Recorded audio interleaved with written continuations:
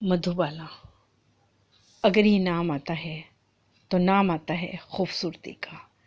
एक खूबसूरत सा चेहरा हमारी नज़रों के सामने नज़र आता है। मधुबाला बहुत सुंदर मानी जाती थी, अपने ज़माने की एक बेहतरीन अदाकारा, एक खूबसूरत अदाकारा। लाखों करोड़ों लोग आज भी दीवाने हैं मधुबाला के। आदाब, मैं हूँ परवीन अर्शी और आज हम बात करेंगे अदाकारा मधुबाला की। यूँ तो कहते हैं कि अल्लाह जब नवाजता है तो बहुत कुछ दे देता है, या तो किसी के दामन खुशी से भर देता है, और अगर नहीं देता तो किसी का दामन दर्द से भरकर छलनी कर देता है। जितना खूबसूरत चेहरा, जितनी खूबसूरत अदाकारी मधुबाला को अल्लाह ताला ने नवाजी थी, उसके ही उलट मधुबाला की ज़िंदगी में दर्द ही दर्द लिखा था। मधुबाला, जिसका जन्म 14 फरवरी 1933 को हुआ था। 14 फरवरी यानी वैलेंटाइन डे, मोहब्बत का दिन। लेकिन अगर देखा जाए तो बात कितनी अजीब है कि जिसका जन्म वैलेंटाइन डे के दिन होता है, उसकी किस्मत में मोहब्बत थी ही नहीं। शायद मधुबाला जब छोटी थी तो उनके दिल में छेद था। काफ़ी परेशान थे लोग। घर में 5वीं बेटी थी, 11 बच्चों के बीच में 5वें नंबर की बेटी थी मधुबाला। पिता उन्हें लेकर मुंबई आ गए। काफ़ी जद्दोजहद की उन्होंने अपनी नौकरी के लिए, लेकिन पिता को तो कोई नौकरी मिल नहीं पाई। हर स्टूडियो जाकर देखते थे, लेकिन किस्मत को कुछ अलग ही चीज़ मंजूर थी। उनके वालिद साहब को तो कोई नौकरी नहीं मिली, लेकिन मधुबाला को एज ए चाइल्ड आर्टिस्ट काम मिल गया, और उसी काम के ज़रिए मधुबाला की रोज़ी रोटी चलने लगी। मधुबाला की कमाई पर पूरा घर का खर्चा चलता था। इतनी कम उम्र में इतने छोटे कंधों पर जिम्मेदारी आ गई थी।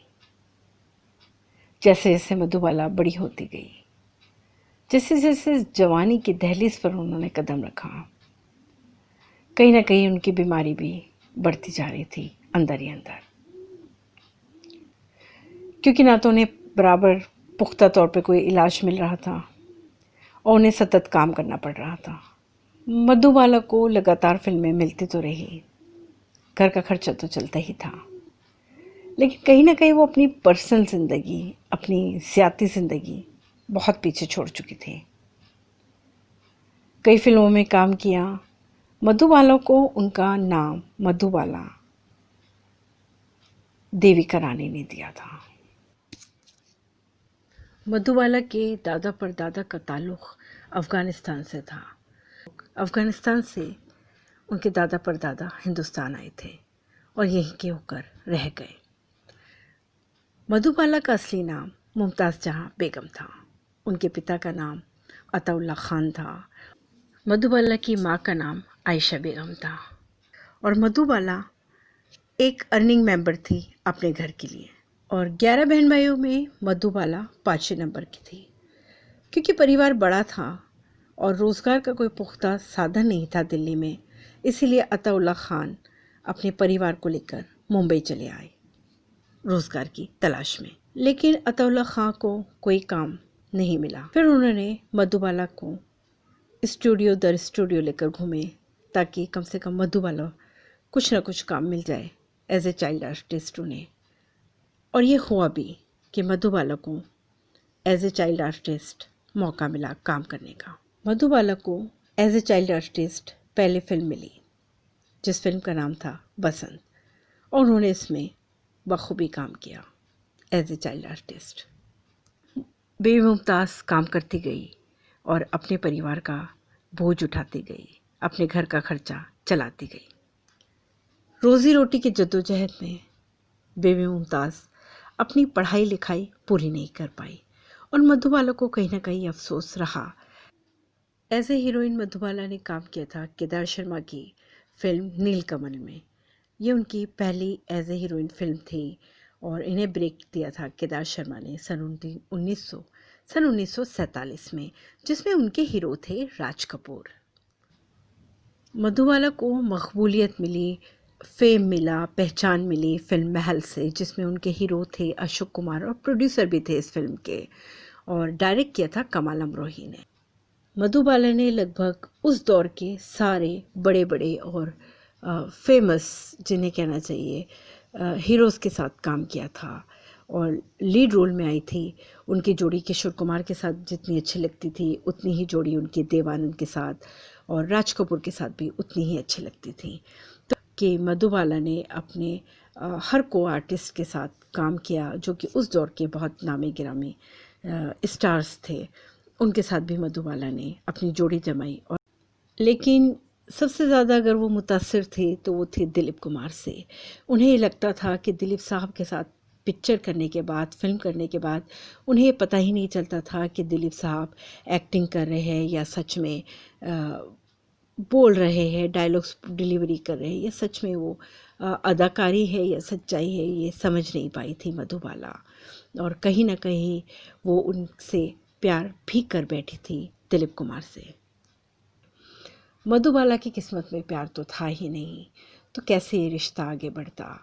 और कहीं ना कहीं मधुबाला के वालिद साहब अताउल्ला ख़ान के वजह से ये रिश्ता अपनी मंजिल को नहीं पा सका, क्योंकि एक बी आर चोपड़ा की कोई फिल्म थी जिसमें कुछ विवाद चल रहा था, जिसमें उनका साथ दिलीप कुमार ने ना देते हुए उन्होंने बी आर चोपड़ा का साथ दिया था। जैसे वो बहुत नाराज़ भी थी दिलीप कुमार से, और तरफ मधुबाला प्यार में हार रही थी।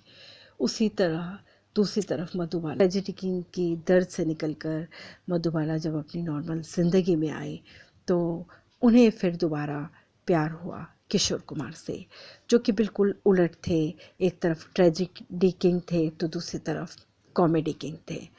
किशोर कुमार के साथ उन्होंने शादी सिर्फ इसलिए की थी कि वो दिलीप कुमार साहब को दर्द देना चाहती थी इस रिश्ते का, कि जो मुकम्मल नहीं हो पाया था। और शायद कहीं ना कहीं मधुबाला ने जिससे प्यार किया उससे शादी तो नहीं की, लेकिन जिससे शादी की उससे प्यार नहीं कर पाई। तो कहीं ना कहीं उनकी ज़िंदगी इन दो राहों पे इधर उधर भटकती ही रही। और फिर कहते हैं ना कि मौत ज़िंदगी तो ऊपर वाले के हाथ है।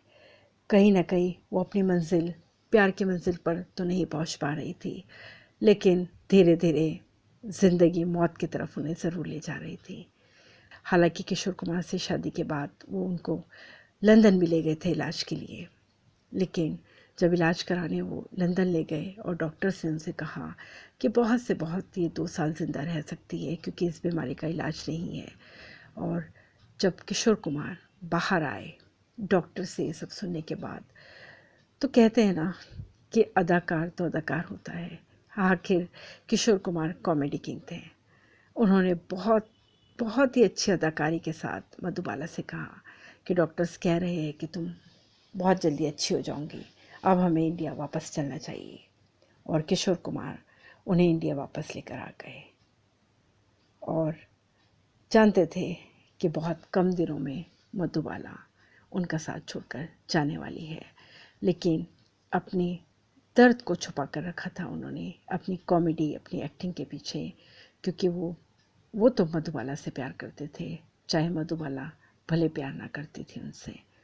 तो इस तरीके से किशोर कुमार के साथ मधुबाला ने अपनी जो ज़िंदगी बसाई थी वो धीरे धीरे कहीं ना कहीं बिखरने के मकाम पर थी। जिस तरह से उनका जन्म 14 फरवरी को हुआ था, उसी तरह से उनकी मौत 23 फरवरी 1969 में हो गई थी। मधुबाला ने आखिरी सांस ली थी इस दिन। अपने ज़िंदगी के दर्द से छुटकारा पा चुकी थी, मोहब्बत के दर्द से निजात पा चुकी थी, आज़ाद कर चुकी थी वो अपने आप को इस दर्द से, इस ज़िंदगी से, जिसने शोहरत दौलत तो खूब कमाई, लेकिन ज़्यादा ज़िंदगी के लिए वो कुछ न कमा पाई। ना उन्हें मोहब्बत मिली, ना उन्हें तसल्ली बख्श कोई ज़िंदगी मिली, क्योंकि प्यार तो था ही नहीं उनकी ज़िंदगी में। उनका जन्म सिर्फ शायद दूसरों के लिए हुआ था, अपने परिवार के लिए हुआ था। और इस तरह से खूबसूरत, बेहद खूबसूरत अदाकारा, खूबसूरत शख्सियत की मालिक और खूबसूरत इंसान जिसके करोड़ों दीवाने हैं, इस दुनिया से बेपनाह प्यार की तमन्नाएं और इच्छाएं लेकर दफन हो गई, चली गई इस दुनिया को अलविदा कहकर। मैं परवीन अर्शी, नई दिल्ली से।